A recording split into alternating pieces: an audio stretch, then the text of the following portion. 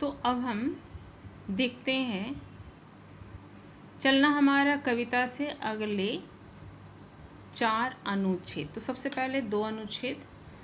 जीवन अपूर्ण लिए हुए, पाता कभी खोता कभी, आशा निराशा से घिरा, हंसता कभी रोता कभी, गतिमति न हो अवरुद्ध, गतिमति न हो अवरुद्ध, इसका ध्यान आठों याम है, चलना हमारा काम है। इस विशुद्ध विश्व प्रवाह में किसको नहीं बहना पड़ा, इस विशुद्ध विश्व प्रवाह में किसको नहीं बहना पड़ा, सुख दुख हमारी ही तरह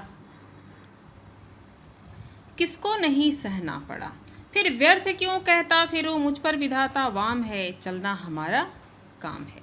मैं पूर्णता की खोज में दर दर भटकता ही रहा, प्रत्येक पग पर कुछ न कुछ रोड़ा अटकता ही रहा, पर हो निराशा क्यों मुझे, पर हो निराशा क्यों मुझे, जीवन इसी का नाम है, चलना हमारा काम है। तो आइए देखते हैं इन अनुच्छेद से शब्दों के अर्थ।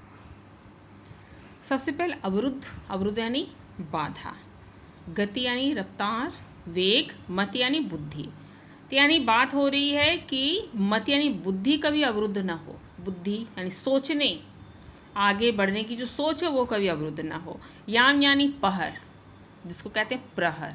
तो हिंदी गणना के हिसाब से जो है, ज्योतिष गणना के हिसाब से जो 24 घंटे होते हैं वो 8 पहर में बटे, दिन के 4 प्रहर, रात के 4 प्रहर। जैसे कि आप दूसरे पर सुबह का प्रहर प्रथम प्रहर होता है, और जो दोपहर आपने सुना ही होगा दूसरा प्रहर होता है। इसी तरह से दोपहर के बाद और 2 प्रहर है ना, फिर तो इस तरह से 8 प्रहर 24 घंटे में।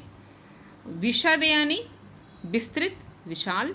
विश्व प्रवाह, सुख दुख की प्रवाह, संसार का जो प्रवाह है, संसार की गतिशीलता जिसमें सुख है दुख है शामिल है। व्यर्थ यानी निरर्थक, बेकार। विधाता का अर्थ 2 होगा, ईश्वर या फिर भाग्य। वाम यानी विपरीत, उल्टा, और वाम का मतलब बायां भी होता है, जैसे दायां, दायां का विपरीत बायां। ठीक है, तो ये हो गया वाम। ओके, आगे की पंक्तियां भी देख लेते हैं हम लोग। कुछ साथ में चलते रहे, कुछ बीच से ही फिर गए, पर गति न जीवन की रुकी, जो गिर गए सो गिर गए, चलता रहे हरदम उसी की सफलता विराम है, चलना हमारा काम है। तो यहाँ जो एक शब्द है अभिराम, यानी उसका मतलब होता है सुंदर। ठीक है, कविता को समझते हैं, उसके बाद हम लोग भावार्थ देखेंगे। जीवन को क्या कहा है कवि ने, अपूर्ण, यानी जीवन कभी पूर्ण नहीं है, यानी पूरी तरह से अगर हम सोचें कि बाधाओं से मुक्त है, अब ऐसा लगे कि हमें मेरा जीवन पूर्ण हो गया, अब इसमें कुछ भी बाकी नहीं है, तो ऐसा नहीं होता है। जीवन में कभी खोना है, कभी पाना है, कभी आशा है, कभी निराशा है, कभी सुख के दिन होते हैं, कभी दुख के दिन होते हैं। ठीक है, तो इस तरह से जीवन को कभी ना पूर्ण कहा है। गतिमति न हो अवरुद्ध, क्या अवरुद्ध ना हो, गतिमति यानी सोचने की जो गति है वो कभी बाधित ना हो। क्या सोचने की, आगे बढ़ने की जो सोच है वो कभी बाधित ना हो। ठीक है, हमें किस बात का ध्यान आठों याम रखना चाहिए, आठों पहर, क्या कि हमारी सोच कभी बाधित ना हो, ये बात हो रही है यहाँ पर। क्योंकि हम मनुष्य को फिर से एक बार प्रेरित किया है, चलना हमारा काम है। किसका काम है, कवि ने स्वयं पर ही कहा है अपना उद्धार कि मेरा काम चलना है, यानी एक तरह से संदेश दे रहा है वो किसे, पाठकों को, उसे सदैव चलना चाहिए। विशुद्ध विश्व प्रवाह में, किसके प्रवाह में, विश्व के प्रवाह में, यानी संसार के जो धारा है, सुख दुख जीते हुए जो गतिशीलता में हम लोग आगे बढ़ते उसकी बात हो रही है। संसार को क्या बताया जा रहा है, विशद यानी विस्तृत। ठीक है, किसको नहीं बहना पड़ा से क्या भाव है, यानी हर किसी को सुख दुख भुगतना ही पड़ता है, यानी सबके जीवन में सुख है और दुख है। कवि के अनुसार क्या कहना व्यर्थ है, अपने विधाता यानी इस भाग्य को विपरीत कहना। क्यों व्यर्थ है, क्योंकि जब किस परिस्थिति में ये ऐसी बात आती है, जब हमारे ऊपर सुख के बाद दुख की घड़ी जब आती है तो हमें लगता है कि हमारा किस्मत खराब हो गया है, हमारा जो भाग्य है विपरीत हो गया है। तो ऐसी स्थिति में हमें ये नहीं कहना चाहिए, कभी कहना चाह रहा है, क्योंकि सुख दुख सभी के जीवन में आता है। यहाँ हो रही कि पूर्णता की खोज में, कवि किसकी खोज में, क्या कवि का अनुभव व्यक्त किया है कवि ने, कि उसने अनुभव किया कि जब भी वो पूर्णता की खोज में दर दर भटका तो उसे लगा कि हमेशा कोई ना कोई रोड़ा आया ही है मार्ग में। तो यहाँ पे पूर्णता, किसकी पूर्णता की बात हो रही है, परिस्थिति की। परिस्थितियाँ कभी 100% पूर्ण नहीं होती, यानी सरल नहीं होती, उसमें जटिलता होती ही है। कभी भी अगर हम आगे बढ़ने की बात सोचते हैं कि ऐसी सरल परिस्थितियाँ है कि जब हम आगे बढ़ पाएँ, तो ऐसी बात नहीं होती है। उसमें जटिलता आती है, रोड़ा आता है, यानी अड़चन आता है, बाधा आता है, यही जीवन है। और वैसी जटिल परिस्थितियाँ में आगे बढ़ना पड़ता है।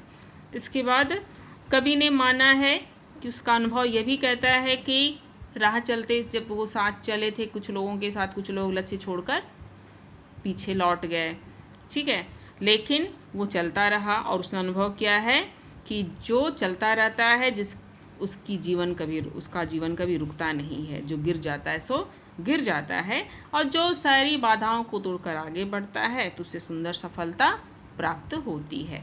तो इसको हम लोग भावार्थ के रूप में भी अब समझेंगे। तो पहला सांकेतिक अक्षर यहाँ से लेकर यहाँ तक, ठीक है। आइए देखते हैं। शब्दार्थ हमने बता दिया है, भावार्थ देखिए।